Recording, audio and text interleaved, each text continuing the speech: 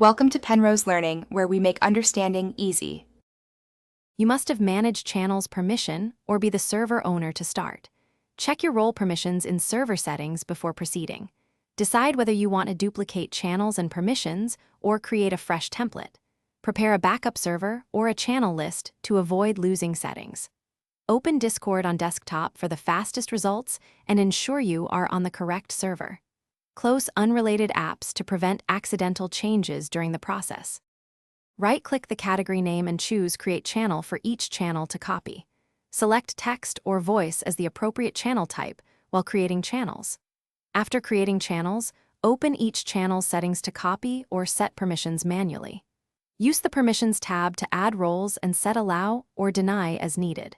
Rename the new category to match the original title and drag it into the desired position in the channel list. Review everything before saving changes to prevent mistakes.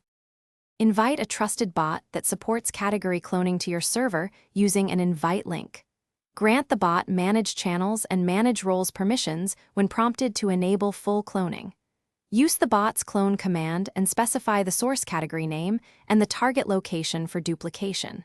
Wait for the bot to create channels. Larger categories may take up to 1 minute. After cloning, verify permissions and channel names because some bots may not.